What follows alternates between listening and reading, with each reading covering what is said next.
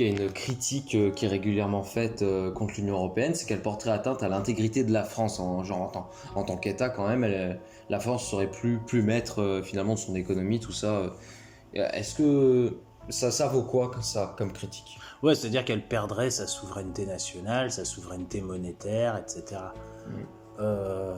Alors, franchement, dans les faits, la France a été moteur dans toute la mise en place de l'UE. Il n'y a pas une décision qui se prend sans la France ou contre la France.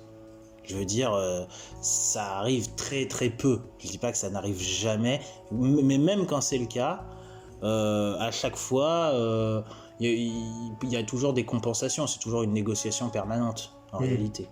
Mais un gros pays comme la France est assez fort aussi bien démographiquement, mais aussi surtout économiquement et politiquement, pour pouvoir bien faire valoir ses intérêts. Et pour jamais, je parle que le gouvernement français laisse passer un truc contre lui.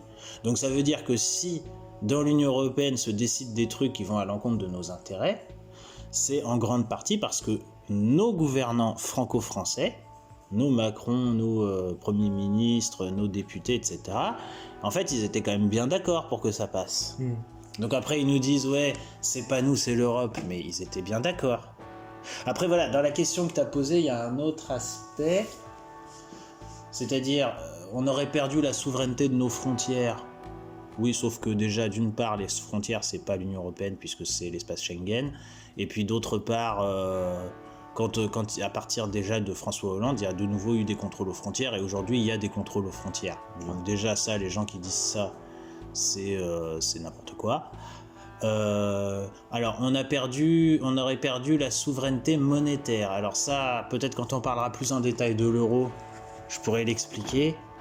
Sachez que c'est pas tout à fait vrai, parce qu'en fait, les banques centrales nationales, comme la Banque de France, continuent, en tout cas,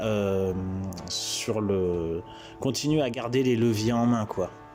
C'est-à-dire, on reste dans l'euro, mais la Banque de France n'a pas perdu les leviers qui lui permettraient de faire sa propre monnaie ou qui voilà. C'est un petit peu plus compliqué que ça. En fait, ils se sont débrouillés quand même pour pas lâcher tant de souveraineté que ça. C'est pas parce que c'est contre les intérêts de la population que c'est contre les intérêts des États. Exactement. Oui, c'est ça. C'est contre nos intérêts, mais c'est pas contre les intérêts que défend Macron, par exemple. C'est les mêmes intérêts.